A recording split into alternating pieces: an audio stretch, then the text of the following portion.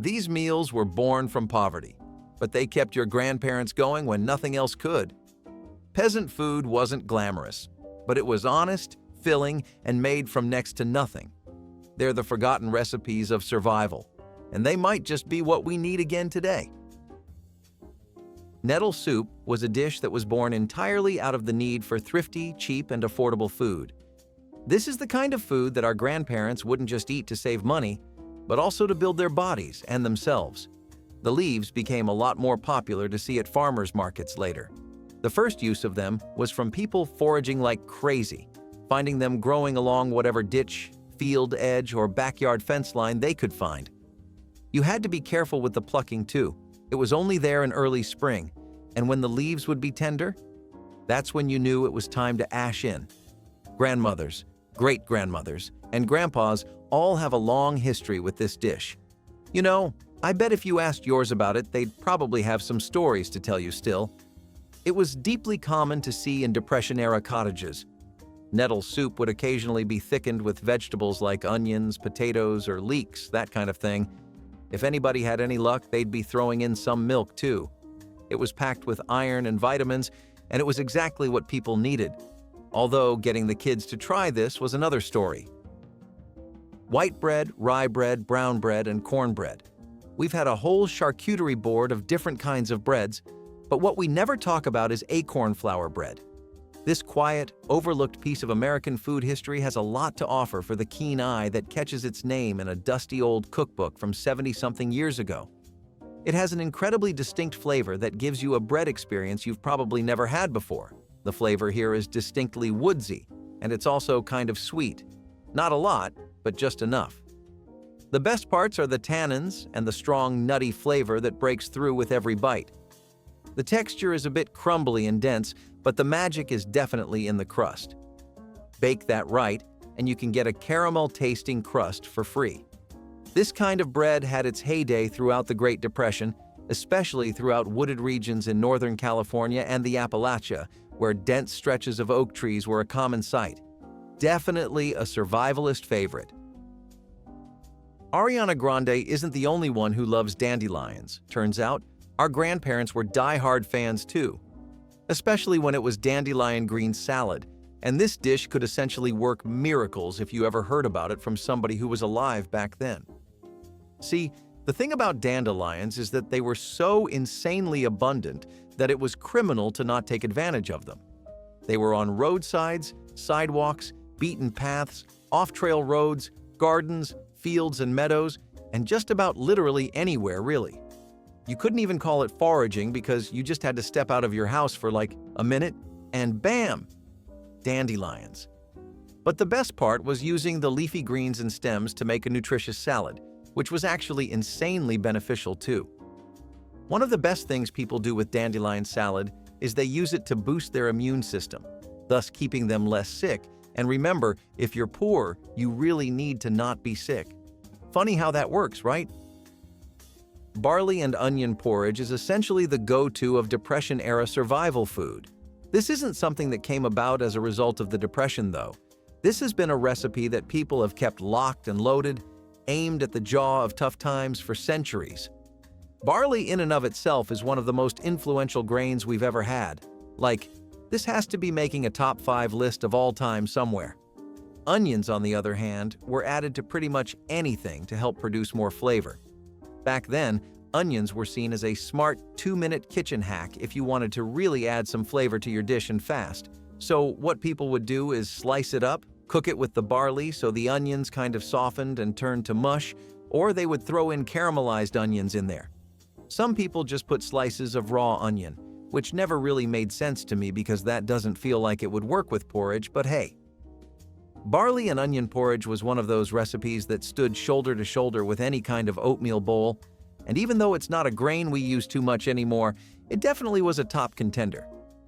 This soup was one of the best things to start your day with too, and trust me, back then, people needed all the energy they could muster. Cabbage and potato mash is pretty much in the same vein of food too. Cabbages were something that people abused maliciously and for good reason. They were a plant that grew all year young, they were easy enough to grow, and if you couldn't grow them, you could buy them for dirt cheap. What's not to love here? Exactly. Now, potato mash is a no-brainer that doesn't need any explaining. Who doesn't like potatoes? I'm pretty sure potato mash is one of the chronic constants in human history. Like, everybody has had a potato phase. I think it doesn't even end. Sadly, though, this recipe did end, metaphorically speaking. You won't find people making cabbage and potato mashes anymore, but for what it was worth, this was an incredibly good meal when you added some salt and lard to it. The potatoes would gain this deeply vivid flavor that just felt like mashed potato, but so much more enhanced thanks to the lard, and the texture and sensation of the cabbage would add the perfect contrast the dish was so badly in need of. It was a great meal to come back to from a long day of work, and both the main ingredients cost virtually nothing back then. Grated raw potato pancakes might be a familiar name to our Jewish audience, or better known by their actual name, potato latkes. In Jewish tradition, these were one of those dishes that were passed down through generations. In old American farm kitchens, it was a dish that seemed pretty plain, but actually had a lot to bring to the table. Both quality and quality wins. The flavor here is extremely savory, and it almost has this meaty decadence that's totally unique to the dish. The grated raw potatoes are slightly caramelized to give them a brilliantly crispy edge, and they just taste like the purest possible version of a potato. When you season it with just a little bit of salt and pepper, you get an even better ride. But personally, I like the recipes that used grated onions and garlic more. That just sounds like a party. The pancake is different from any kind of pancake we've ever known. These were a poor man's luxury, hot, crispy, and satisfying on cold mornings or when there was no meat. You'd see them a lot in Wisconsin, Minnesota, and Ohio, where a lot of Eastern European immigrants had come to settle. It's a dish that I think we could bring back, though. Chicory coffee is a really bitter adaptation of your regular old cup of joe. It's something that's born entirely from scarcity, but it was carried forward by, well, simply being good. This is a coffee that's made from the root of the chicory plant. Chicory plants were only a bit less common than dandelions, but they required a lot more work. You had to dig the whole thing up, scrub it clean, chop it, roast it, and ground it. This was used to blend in precious coffee beans so that they would last longer, or it was used as an outright substitute. This is definitely different from your regular coffee, though.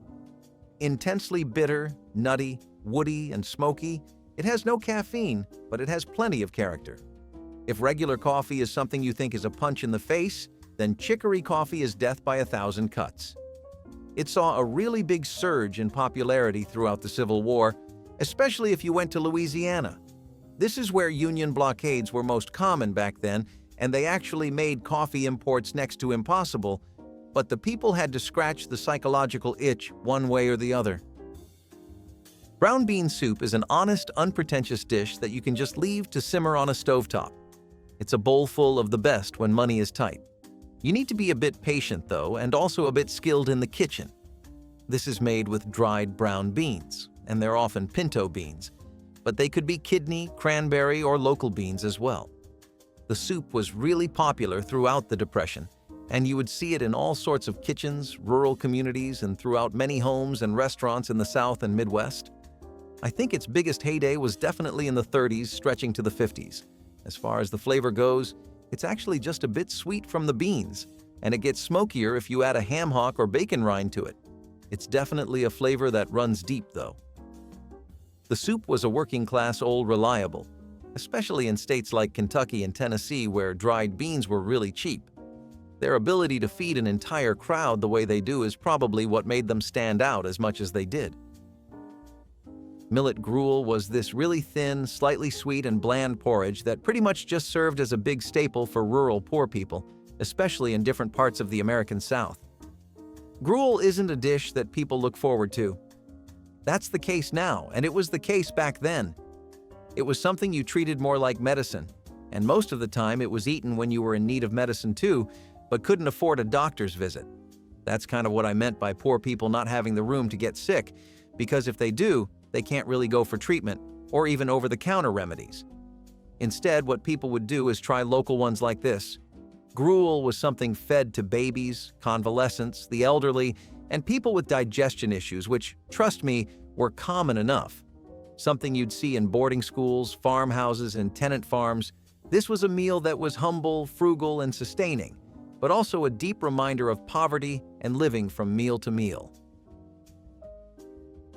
Bran porridge is like millet gruel. It was a food that was born entirely out of necessity and not an indulgence. It was made from wheat or oat bran. The outer layer was milled off during flour production, and this actually helped so that every part of the grain was utilized. It was pretty economical if you think about it.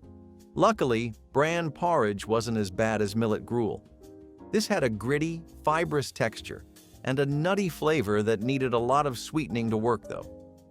It wasn't really good, or good at all actually, but it could be made into something palatable if you worked with it. Bran porridge was something that was pretty much fed to livestock, but bran found its way into our diets during lean years like the 30s and 40s when flour was as expensive as meat. In poor farming households from Iowa to Georgia, bran porridge was a bit of a regional classic. Adding some molasses or sorghum syrup in there was a game changer. Still, this was a dish that people forced themselves to eat too. It stuck to your teeth, and you couldn't leave it for too long because it would begin to boil like cement. Once white flour and boxed cereal came around, people forgot about this entirely. One of those straightforward peasant-style recipes that feels contemporary today but has deep, useful roots in traditional cooking is roasted carrot spread. This is especially true for immigrants from Eastern Europe and the Levant who brought with them the ability to transform common vegetables into flavorful spreads and preserves. Cheap, sweet, and widely available throughout the year, carrots were traditionally roasted slowly to concentrate their sugars. Then, they were mashed or combined with oil, garlic, herbs, and occasionally vinegar or lemon juice to counteract the sweetness. The end product is a smooth orange-gold spread with hints of smoke from charred edges, deep caramel notes, and a light earthiness. Like something taken from a clay kitchen's wood-fired oven, it has a flavor that is both ancient and fresh. In early 20th century America, this type of spread may not have had a name, but the idea flourished in rural and immigrant kitchens where root vegetables were plentiful and meat was in short supply. During the 1930s and 1940s, it was a favorite among Jewish households in the Northeast and Midwest, particularly during Passover or Sabbath meals. It might be used as a topping for boiling potatoes, a schmear for rye bread, or a side for pickled fish. It was also a staple in Southern households, especially those of African American families, where roasted carrots were mashed with seasoned lard or drippings in cast iron pans to make a filling spread for cornbread or hoe cakes. Made in eras and locations where no part of the animal was wasted, not out of culinary curiosity, but out of necessity. Sheep trotter's stew is a meal that was created out of sheer resourcefulness. Simmering the sheep's trotters or foot, which are rich in bone, tendon, and gelatin, but have very little meat, over low heat until their stiff sections break down into rich, silky collagen, produced a broth that was more like a potion than a soup. It was savory, sticky, and intensely animal. It was not a delicate outcome. It was gamey, fatty, and primal, with a mouthfeel halfway between a thick, glossy sauce and a hearty stew. The taste of barn smoke and bone marrow lingered on the tongue. Shepherding and subsistence farming families were most likely to prepare this type of food, particularly in remote and hilly areas where sheep were raised for their meat as well as their wool and milk. From the early 1900s through the 1940s, it made its way into the kitchens of Appalachian Hill communities, some areas of Utah with a strong sheep-herding culture, and among Greek, Middle Eastern, and Eastern European immigrants in states like Pennsylvania and Ohio. Designed to keep you warm from the inside out and repurpose what the butcher would have thrown away or sold for cheap, it was winter food, sustenance for hard workers. Pickled turnips, a burst of sour crunch that previously sat in root cellars and mason jars across immigrant kitchens and rural pantries alike, are the bright, sharp punctuation mark in an otherwise weighty meal.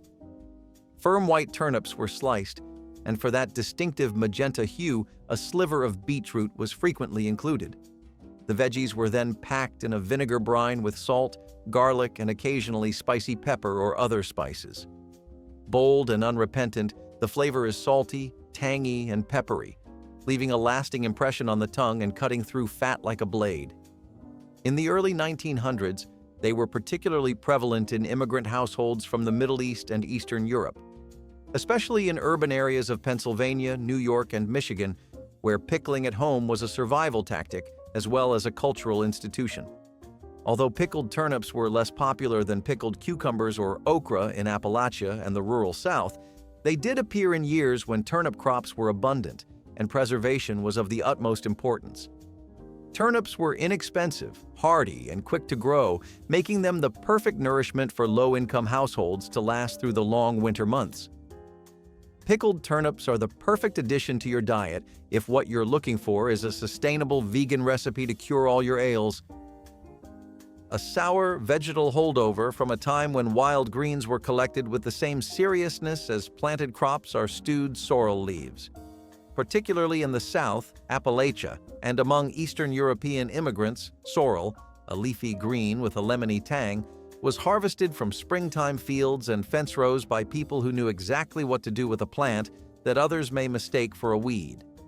A vibrant, almost citrusy flavor that falls halfway between spinach and rhubarb, with a faint metallic edge from its oxalic acid, emerges when sorrel is cooked down and melts into a soft, silky tangle.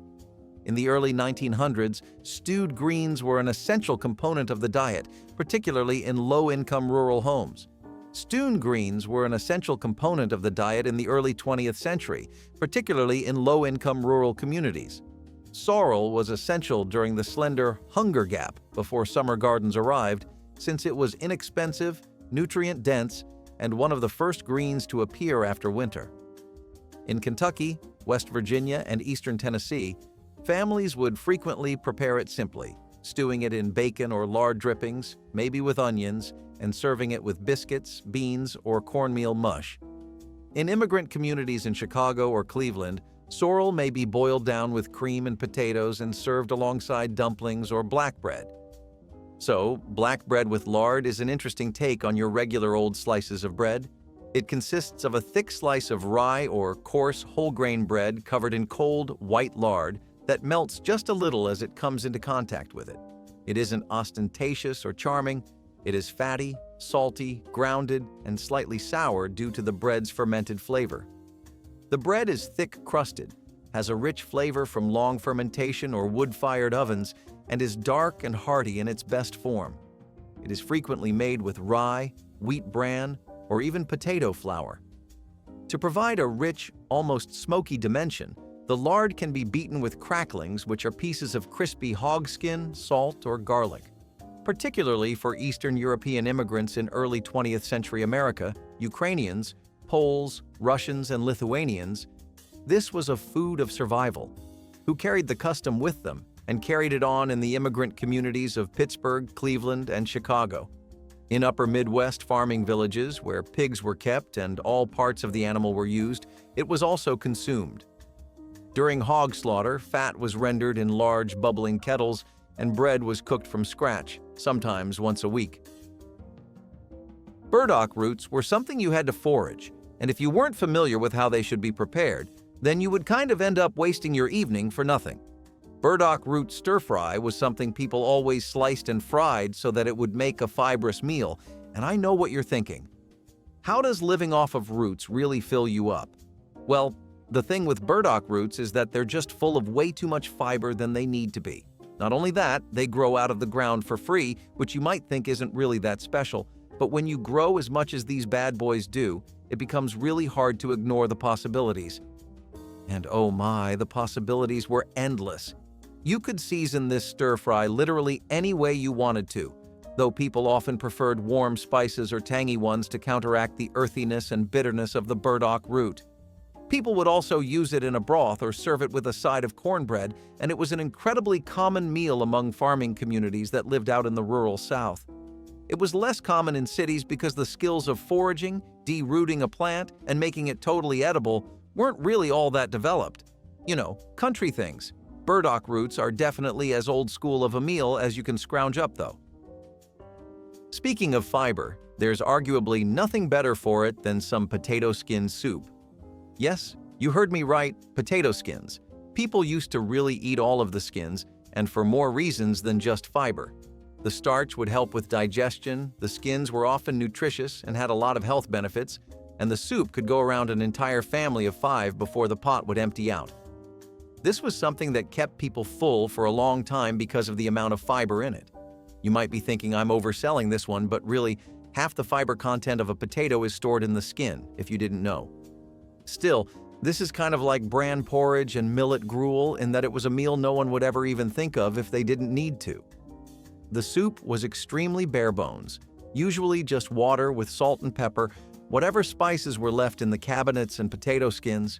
It didn't taste like much of anything. It wasn't something that would even make you feel mentally full, but it would definitely keep your hunger at bay, and that was more than what most could do for themselves during times like the 20th century.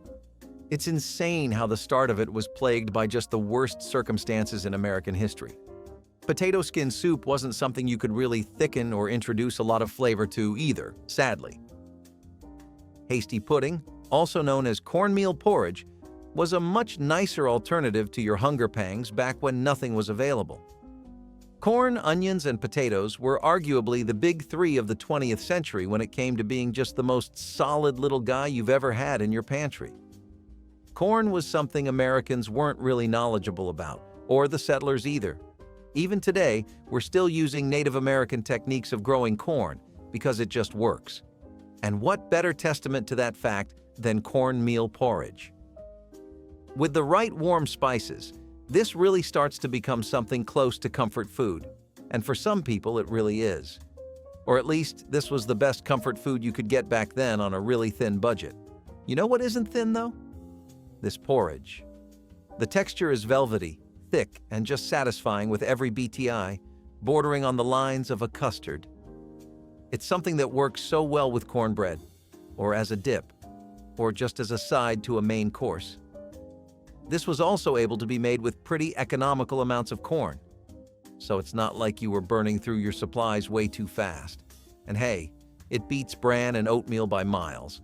Plus, oatmeal and bran don't really work well for trade, but cornmeal is something everyone everywhere wants. Unfortunately, I'm about to introduce you to the concept of an onion gruel, which is so much worse than millet gruel it's not even funny. I mean, really, this was one of those things where you would honestly prefer staying hungry rather than having to endure through it. I know people used onions as a flavoring agent because of its incredibly pungent nature, but still. About as bare bones as you could get, this soup was just water, salt or pepper, and some onions left to boil, and that would be that. You would have to make do with it, and it would be used in the worst of times when there really was literally nothing else to eat whatsoever. It's a poor man's meal if I've ever seen one, and it was the kind of thing people really had to slog through. I know that back in these times in the 20th century there was a really strict no-wastage mentality that everybody was always trying to follow, but even then, this dish is something I think kids at least must have let go of a few times, if you can even call it a dish. Onion gruel fell out of style for a reason, and it's a glaringly obvious one. This dish just sucks. And it doesn't suck because it's so minimal. No, that's completely justified. If you have nothing but water and an onion, what else are you going to do? The thing is, when supplies would be better, you couldn't work with this anyway. There's just no room for improvement here, and that's easily the BGI jest and final nail in the coffin. But really though, people were very big on the whole let nothing go to waste lifestyle. They were also super big on the idea of nose-to-tail eating, because, well, the two just go hand in hand.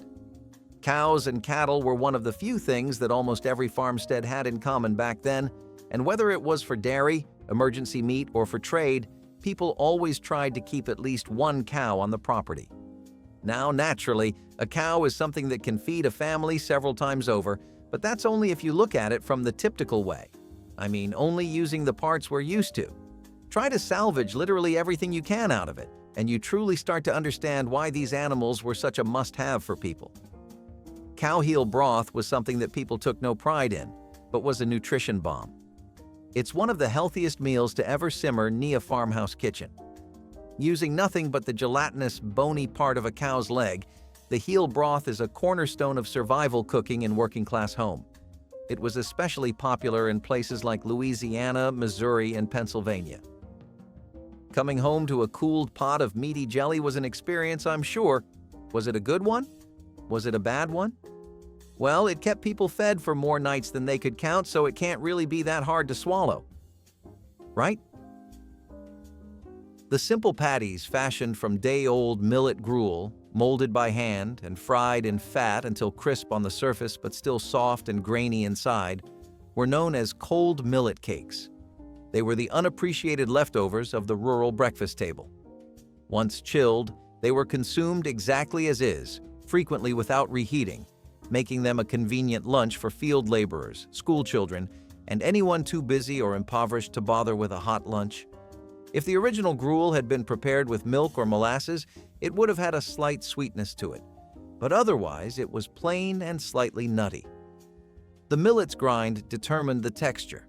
Cakes with finer grinds were smoother, while cakes with coarser grinds had a grittier bite that was somewhere between a dry polenta patty and a hush puppy. When millet was still farmed on small farms in the late 1800s and early 1930s, these cakes were most common in the southern and plains states, particularly in regions that were too arid or impoverished for consistent harvests of corn or wheat. Since yesterday's mush was turned into today's meal, cold millet cakes were a logical progression of the make-do, waste-nothing mindset. They were consumed with sorghum syrup or cold bacon fat, wrapped in linen, or transported in pails. Hopefully, you were served a pickle or sliced onion. One of those creations from the Depression era that verges on desperation but nonetheless has a certain rustic appeal is boiled corn cob tea. Dried corn cobs, stripped of their kernels, split into bits, and boiled in water until the liquid turns golden and slightly sweet is exactly what it sounds like. The flavor? Imagine a warm, cornfield-scented broth that has subtle notes of popcorn and hay. It's earthy, mellow, and subtly sweet, and it has lots of story but no caffeine. In the 1930s and early 1940s, this was a frequent survival drink, particularly in the Dust Bowl-affected Midwest and certain rural areas of the South, and it wasn't a luxury good. When store-bought coffee or tea was too expensive or rationed during wartime, families turned to what they had in abundance. Corn was everywhere, and even the bare cobs had been used. Some people enhanced the brew with a bit of sorghum syrup or milk, others spiced it with cinnamon or cloves if such luxuries were on hand, but most just drank it plain, hot or cold, as a stand-in for tea or as a kind of comfort drink on cold nights. Grated beet salad is one of those humble, earthy dishes that quietly cross cultures and classes, always tasting of the ground it came from, sweet, mineral-rich, and just a little wild. At its core, it's simple. Raw or lightly cooked beets peeled and shredded fine, dressed with vinegar, salt, sometimes oil, and occasionally a pinch of sugar or grated horseradish to wake it up. The flavor was bold and slightly metallic, with a sweetness that lingered on the back of the tongue. It stained everything it touched, a ruby red warning that this wasn't just salad, it was food that remembered the soil. This dish was a staple in immigrant kitchens, particularly among Eastern Europeans, Russians, Poles, Ukrainians, who brought beet-based dishes with them when they settled in cities like Chicago, Detroit, and Cleveland in the early 20th century. Ironically enough, this was a cold dish that was usually served with dark bread or potatoes. It was something you wouldn't see a lot, but it was a nice little side when it was there. Plus, nowadays you call it carpaccio. The flavor of wild garlic spread is green, spicy, and a little defiant, like spring after a harsh winter.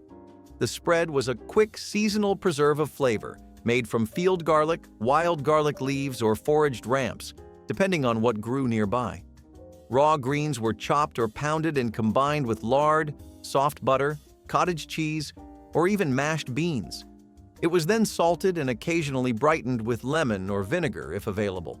Like scallions crossed with garlic, it struck the tongue with a forceful harshness, but as it sat, especially when fat was present, it mellowed. The end product was punchy, creamy, and definitely alive.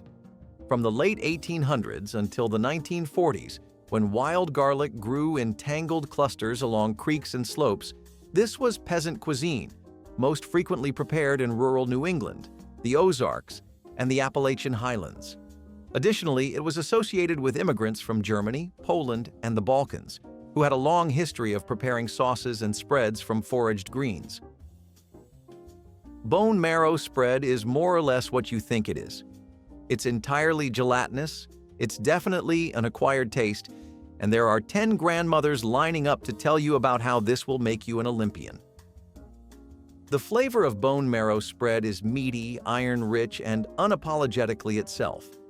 It has a style and it's not afraid to show it off, and it doesn't like compromising on any of its flavors. Think of a bone broth mixed with the texture of a spread, and you get the picture. Plus, what do you think people did with the heels of cows, the bones, and all the other unsavory parts we wouldn't take a second look at?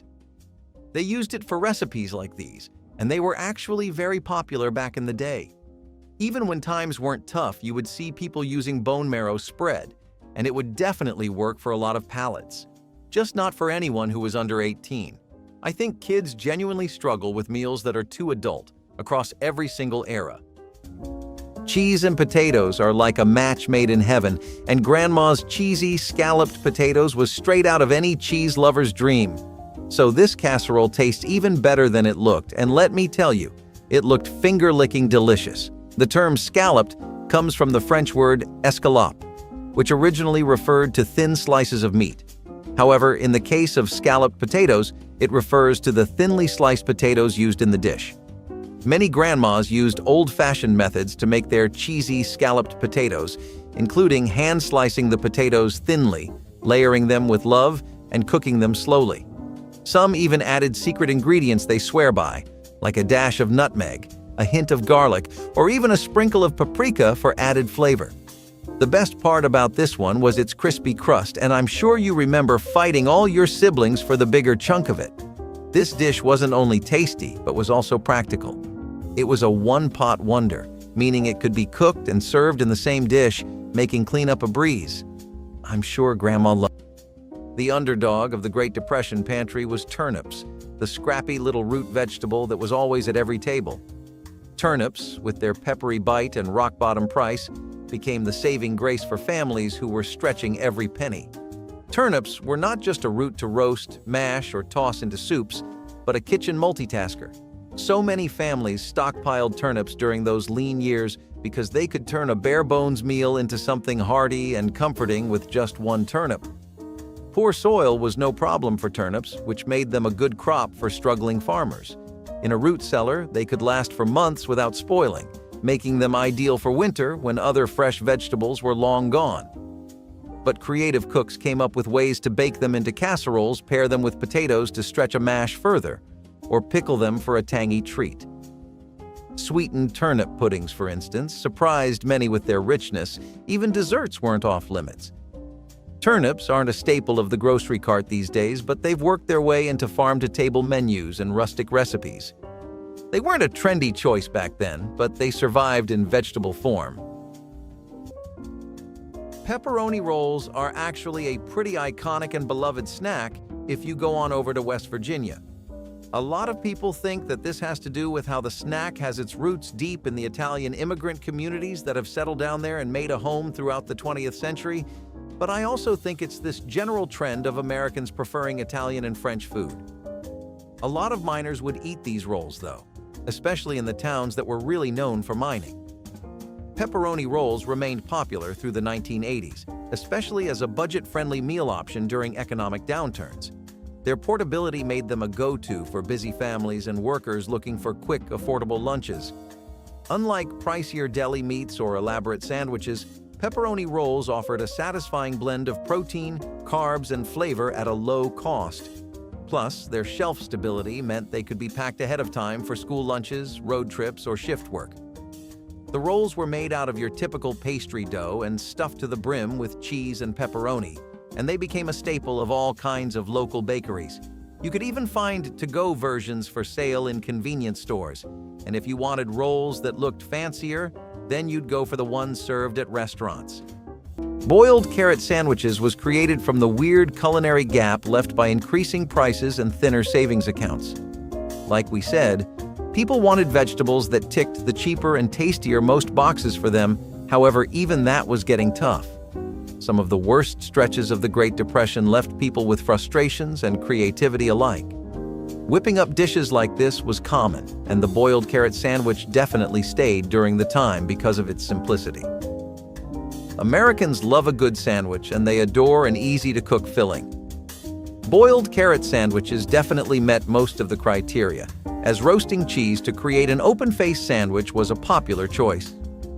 Suffering the same fate as other dishes on this list, the boiled carrot sandwich eventually died out as economic growth increased in America.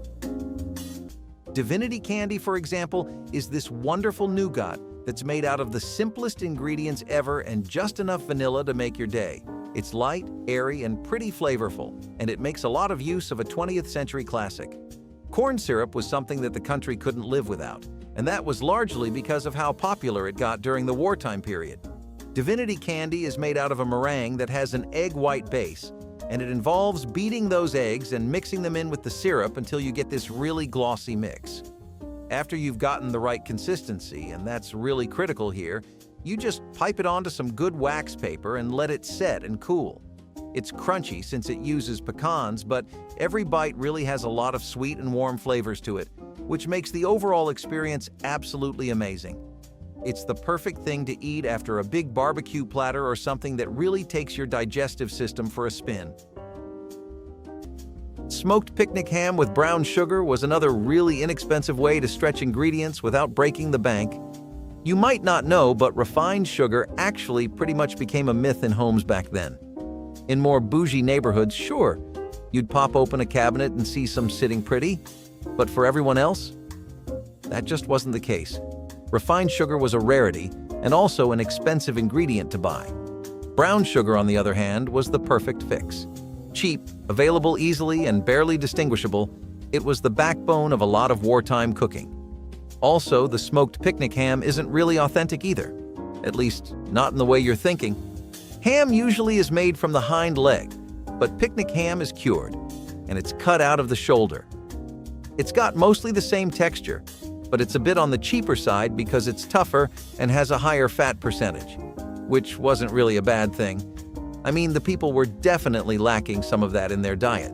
Smoked picnic hams with brown sugar were most regularly made around things like Thanksgiving and Christmas.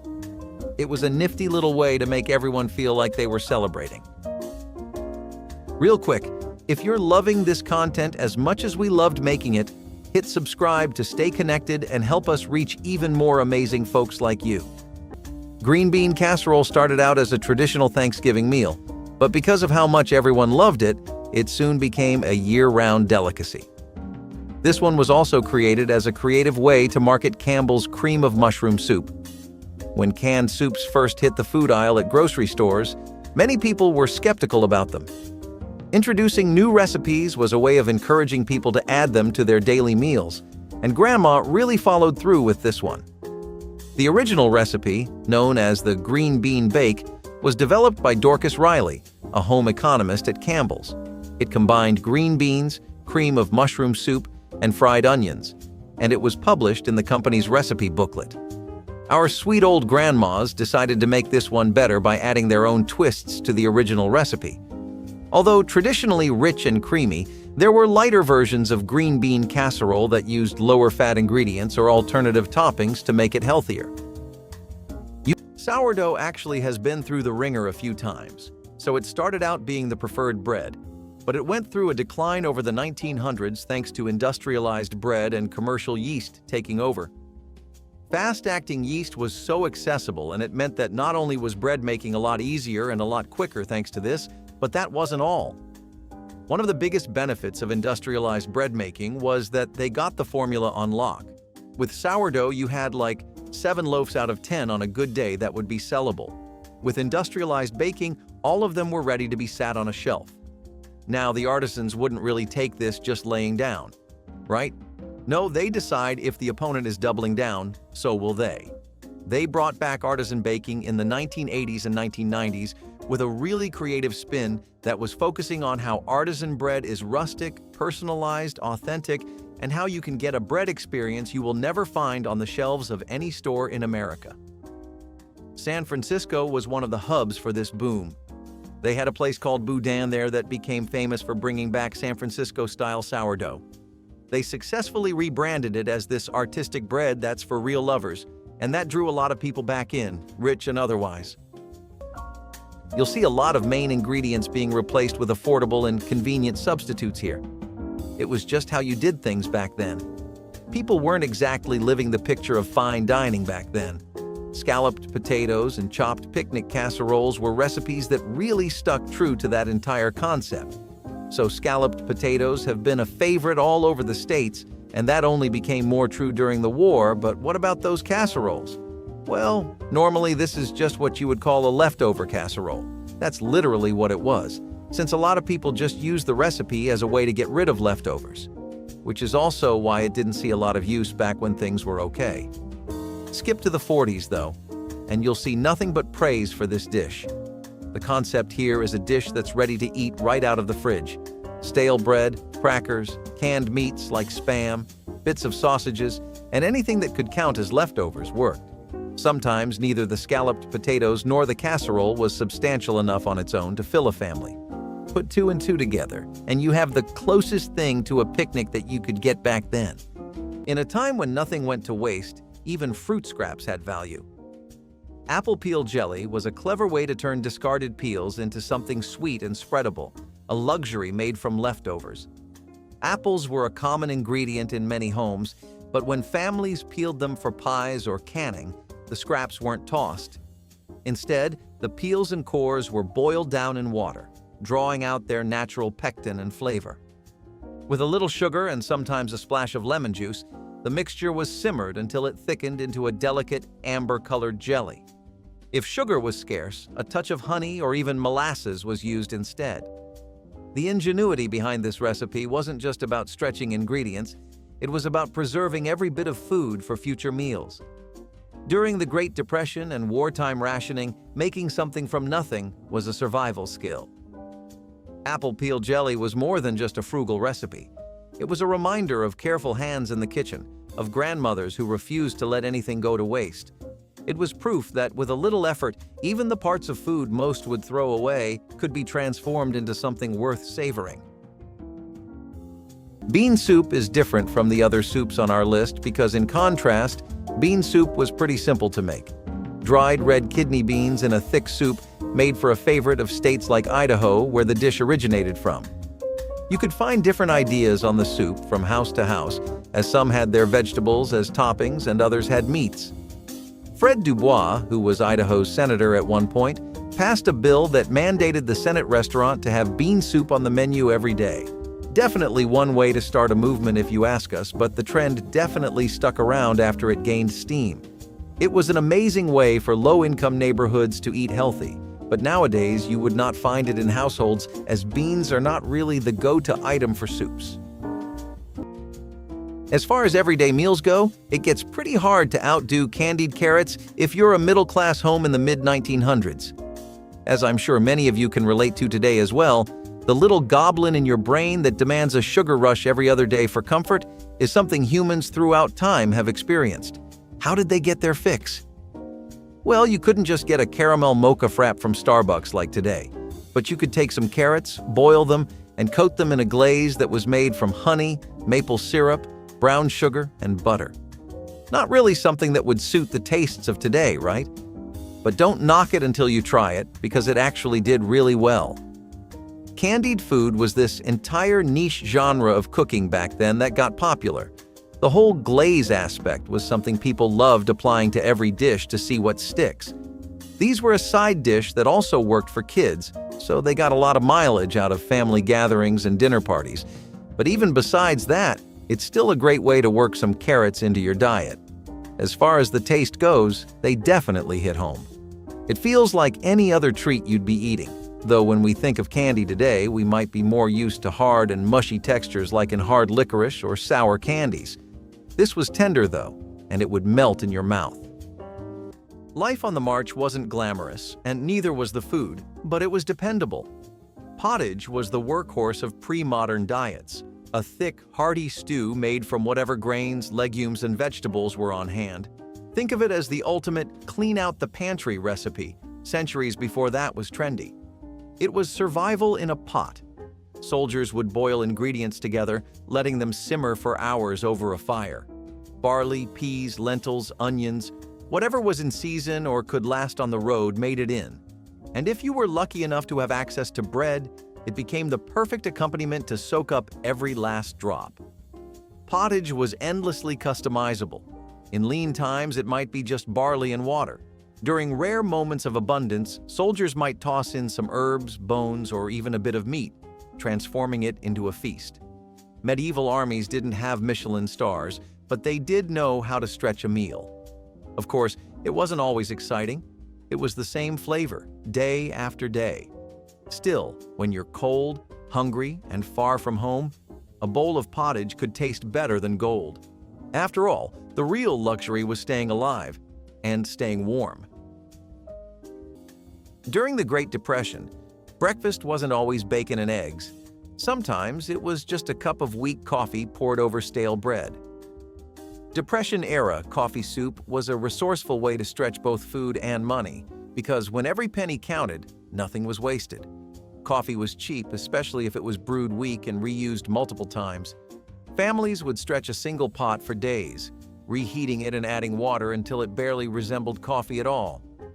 When milk or cream was too expensive, this warm, slightly bitter broth was used to soften day-old bread or crackers, transforming them into an improvised meal. Some families added a sprinkle of sugar if they had it, while others used a dab of butter for extra richness. It was a survival meal, but it also carried cultural weight. French and Scandinavian immigrants had their own versions, sometimes called soupe au café or café soupe. What was once a traditional breakfast drink in Europe became a necessity in America when money ran out. The brilliance of this dish wasn't in its complexity, but in its ability to make something out of nothing. You might think that boiled animal hooves are something that only a survivalist would eat, and indeed, during the Dust Bowl, they were the only thing keeping some families going. When meat became unaffordable and gelatin packets were a luxury, hooves came in handy, literally and metaphorically. Animal hooves, preferably cow or pig, were used and boiled to make a broth that was as useful and as ugly-sounding as it can get in our ears today. The long cooking process tenderized collagen present in hooves and made it into a natural binder for soups, stews, and even sweets. Yes, you heard it correctly, desserts. Gelatin from hooves was the secret behind the wobble in aspics, jellies, and custards. This was not about getting by. It was about getting the most out of each part of the animal. Hooves cooked were a rich source of protein and minerals and were a great food source during the lean periods. And even though they were not the most attractive, they ensured that bellies were filled and bodies were built. Today, such concepts as boiling hooves may cause some people to have goosebumps. However, in those days, it was business as usual. Dust Bowl meals were about subsistence, and at times, subsistence entails getting creative with what is available, or hoof. During long campaigns, soldiers often had to rely on more than just their rations to stay fed. When the opportunity arose, hunting for fresh meat became not just a necessity, but a small victory in the midst of the hardships. Rabbits, deer, and wild boar were common targets. These animals were perfect for feeding a small group and could be cooked over a fire with minimal preparation. Roasting game was a simple process.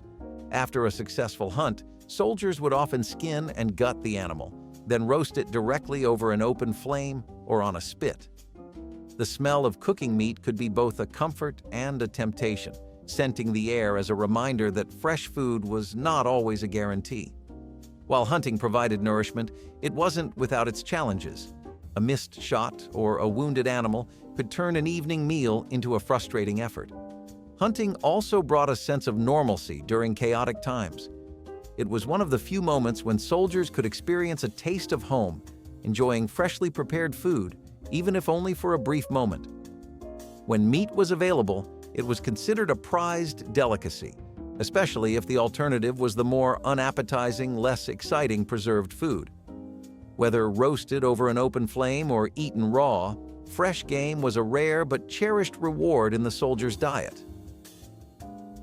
In the chaos of ancient and medieval warfare, time was a luxury, and so was leavened bread. When soldiers needed sustenance on the go, they turned to flatbread, a simple yet effective solution. Made from flour and water, sometimes with a pinch of salt, it required no rising time and could be baked on a flat stone or a metal plate over an open fire. Flatbread was a culinary bridge between cultures. From the Roman legions to medieval Arab armies, its versatility made it a universal staple. Soldiers could eat it plain, use it to scoop up stew, or even wrap it around dried meat for an early version of the sandwich. And unlike leavened bread, flatbread was far more forgiving. It could survive days of travel without becoming a crumbly mess. It wasn't all perfection, though. Cooking over a fire meant the bread could be scorched in seconds if you weren't careful. More than a few soldiers probably had to settle for extra crispy flatbread when they got distracted by a battle horn. Still, this simple, adaptable bread earned its reputation as a battlefield favorite. When ovens weren't available, desserts had to be made another way. That's how settlers, sailors, and struggling families ended up steaming their sweets instead of baking them. Slump or grunt was an old-fashioned dessert that took whatever fruit was on hand, fresh, dried, or even canned, and turned it into something warm and comforting without the need for an oven. This dish had deep roots in early American cooking, especially in New England, where wild berries were plentiful. The process was simple. Fruit was simmered with sugar in a pot, and instead of a crust, a soft dumpling-like dough was spooned on top. As it cooked, the dough steamed and puffed up, soaking in the juices. Some regions called it slump because the dough collapsed slightly as it settled. Others called it grunt because of the bubbling sound it made while cooking. The best part? It didn't require fancy ingredients. Flour, sugar, and whatever fruit was available, nothing went to waste. If berries were too expensive, apples, pears, or even rhubarb worked just as well. For those who grew up with it, slump or grunt wasn't just dessert. It was a reminder of how families made do with what they had, proving that even in hard times, a little sweetness could still be found. It's not a part of our dinner tables anymore, and I don't know about you, but a lot of people want to keep it this way. Can you imagine Thanksgiving without your grandma's famous turkey roast? Well, back in the day, roast goose was the traditional holiday dish. It was cooked using dry heat with hot air enveloping it evenly on all sides. Now, this is a dish I can get behind. Juicy, crispy skin, tender meat, and a flavorful stuffing. What's not to love? This dish was normally served with plum sauce to augment its flavor. It was particularly popular in England, where it was often served with applesauce and bread sauce instead. In Guangdong and Hong Kong, roast goose was a variety of siu mei, or roasted meat dishes, within Cantonese cuisine. It was made by roasting geese with seasoning, often in a charcoal furnace at high temperatures. This dinner isn't common anymore, but with a little effort, you can still find fresh goose and recreate this classic dish at home. Potato cakes were pretty much the go-to option for almost everyone during the war period. You have to keep in mind that the country was still juggling the effects of the Great Depression too. Both of them in tandem really made it hard for people to get much else. As good as potatoes can be, especially when you serve them up in cake form, it can get a little stale. When you eat it as much as they did, it gets pretty hard to be excited for it. One way to really spice them up was to pair your potato cakes with fried onions. Sounds simple, but that's pretty much what sums up wartime cooking. Simple, efficient little tricks that make a world of difference. Potatoes were already a wartime staple. They were the easiest crop to grow around, and both rural farmers and government bigwigs took notice of that. This was a simple and amazing way to get some easy comfort and keep bellies full. Also, another thing that made these really easy was how much people traded potatoes and onions. It was really common to barter with vegetables. That meant that the recipe got around. It was in community cookbooks too, so there was no shortage of positive PR for it. I guess you could say it's pretty deserved, wouldn't you say? For a generation that lived through the Depression, Saltine crackers were Depression-era superheroes in disguise as mere squares of humdrum dough. Saltines stretched scarce ingredients further, providing the fill-in-the-gaps when bread, flour, or even meat ran short. Break them into milk for breakfast? Done. Canned goods? Layer them with them for a makeshift casserole? Absolutely. A rare treat. Toast them with cheese? Heaven on a plate. Saltines were cheap, long-lasting, and endlessly useful, so families stockpiled them. Because they were shelf-stable, they stayed fresh for months, a game-changer when grocery trips were out of the question. Saltines were also a change in texture and flavor from food that got monotonous, which was often the case during the Depression. They were neutral, so whatever was on hand could be put on them. Peanut butter, jelly, or leftover gravy. Today, they're often overshadowed by their fancier cracker cousins, but saltines still have a nostalgic charm. In the 1930s, they were more than a snack. They were a survival tool, and sometimes the simplest things were the biggest things. So lasagna soup is really as Italian as it gets. It was one of the most common recipes to make when people were coming out of the Depression, because it was extremely comforting and warm. It involved basically the entire blueprint of a lasagna, the pasta, meat, and vegetables, and yes, the unholy amounts of tomato sauce, but it was all in soup form. This dish was something people really treasured both for its taste and how easy it became to prepare it thanks to modern progressions in cooking appliances. You didn't have slow cookers that were half this good back in the 50s and 60s. One of the best reasons to make this dish was that it offered you a lot of nutrition for almost nothing. You could make this using leftovers, random scraps, or even vegetables that are different from what you typically order. This helps keep the soup fresh each time you make it, while also ensuring that it becomes your go-to for a health boost. Who wouldn't want that? Personally, I think the Italians really cracked the code on all this healthy eating stuff. What about you? Would you consider keeping lasagna soup as a side dish in your roster? Or are you a purist who swears there's nothing better than the classic layered, cheesy lasagna? When every drop of food mattered, nothing went to waste, not even grease left in the pan. Bread and drippings was a meal that turned leftover fat into a spread, a sauce, or sometimes the entire dish itself. Drippings came from whatever meat a family could afford: bacon, sausage, or even a well-stretched roast. After cooking, the leftover grease was saved in a jar, waiting for its next use. It was brushed over stale bread, mixed with flour for gravy, or simply drizzled on top for a boost of flavor. When butter was too expensive, drippings were the next best thing. This wasn't just a Great Depression meal. It had been a staple in working-class kitchens for centuries, from European peasant dishes to Southern farmhouses. The idea was simple. Fat meant calories, and calories meant survival. In the toughest times, bread dipped in warm drippings was the difference between going to bed full or hungry. Today, it might seem like a forgotten relic of harder times, but for those who ate it, bread and drippings was proof that even the simplest meals could bring warmth and comfort. Who doesn't love the aroma of a good homemade casserole? Well, this hearty meal was still winning hearts even during the Dust Bowl days. Now, during the Dust Bowl, casseroles weren't the fancy, cheesy concoctions we know today. They were more like a hodgepodge of whatever was on hand. Leftover vegetables, some mystery meat, maybe some canned beans, all thrown together in a baking dish.